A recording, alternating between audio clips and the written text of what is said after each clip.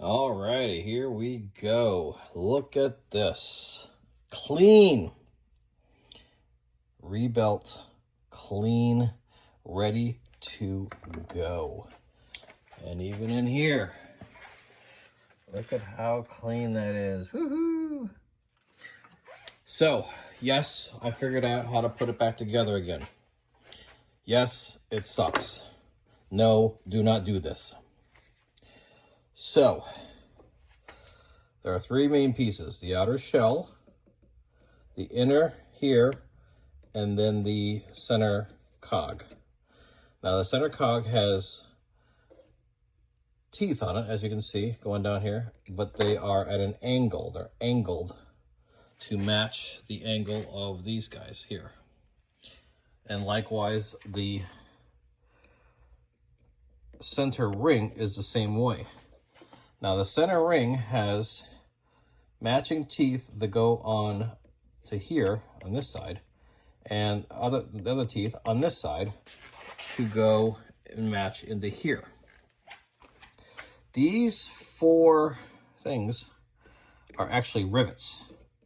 So what this is one continuous circle of teeth to match up inside and outside. But it's broken up into fourths. So there's one piece here, riveted together, one piece here, floating, one piece here, riveted together, and the fourth piece floating. So it matters how this goes in. Now likewise, you can see on this one, the left side, I have two marks. This is supposed to go, it's supposed to be lined up right here like it is. But because those teeth are angled, this original mark on this had to be placed here. So as it dropped down, it actually turned. So this mark, when it first went in, was lined up with this. And as it went down with those teeth, and it shifted over to the right to do that. And then this one here does the same thing. These need to be in the exact same position. So if you guys pull these apart, and again, I do not recommend doing this. If you pull it apart, that's how it has to go back in place. Now, what I did was I placed this properly. I spent so much time making absolutely certain that this was exactly the right place. It does not necessarily line up with this circle, I just kind of reference. But I put this piece inside of here, which these two floating sides, those pieces expand to allow this to go in. Well, once it expands to allow it to go in, this whole piece will not go into this hole because now it's too big. Conversely, if you put this in first, they will contract and drop in nicely, but now this hole is too small for this cog to go into place. So darned if you do, darned if you don't. So what I did was I actually put this in first and had it flush with this. Then I took some sort of a straight solid object across the top from both sides. And now mind you, before I'm doing this, this is sticking up above this. So this is the highest point, so it's sticking up here. And I would say I used medium to high strength hammering with this big hammer. I wasn't doing this. I was doing hard hits to get that in there. Oh, maybe I broke it. I don't know. Well, I gotta go buy new ones if I can't get it in, so if I break it, I gotta go buy new ones anyways. So I have put them back in the car, and somebody was asking, I don't want to turn this completely over and it will fall out, but there's the mark. So I marked these before I took them out. So there's half the mark there, half the mark on the car still. Right there. So they are marked. And even if they're not marked, you can kind of see Well, maybe not this one's too low, but you can kind of see where the screws were in reference to original, so you could possibly line it up really close. And I'm thinking if it's a millimeter off one way or the other, it's not gonna matter. So this is the good news. It's back together. It looks like it's gonna be all go back together nicely. Bad news. These O-rings, and subsequently these the rings that go here, the guy I ordered from on eBay is kind of dragging his feet. He gave me an excuse.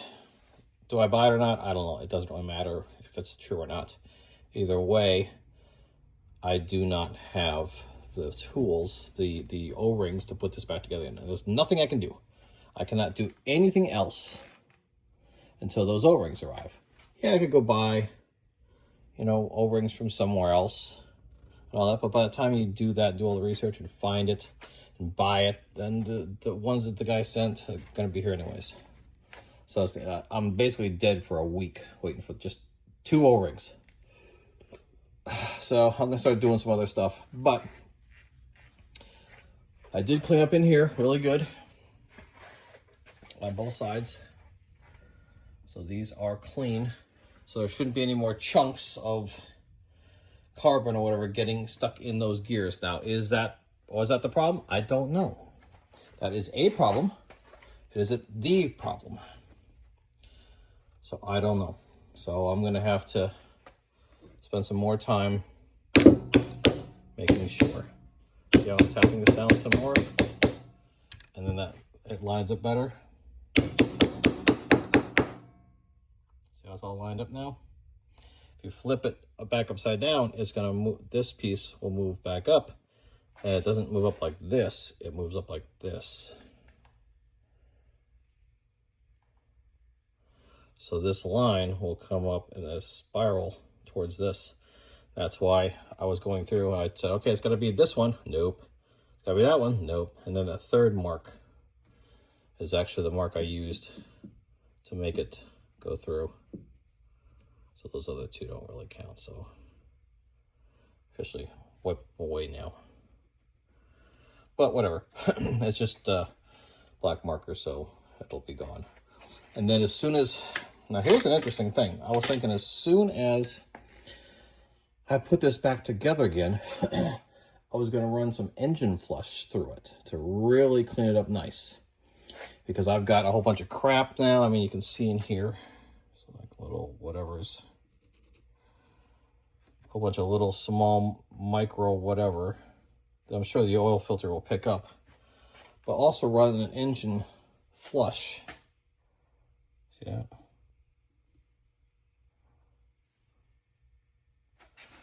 Run an engine flush through this to try to break up anything else.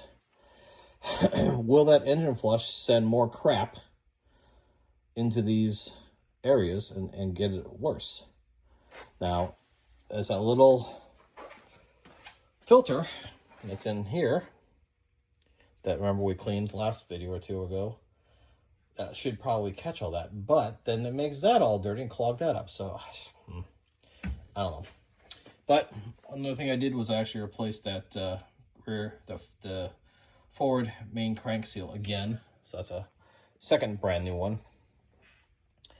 And then I thought today I was supposed to get the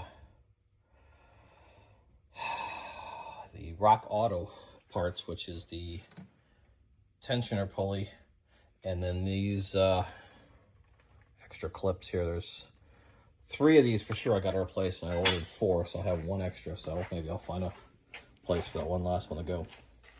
So, in summary, do not take this part out. It sucks. If you absolutely must take it out, you will see there are 5 indent marks from the oil. These 4 plus a hole like this on the other side.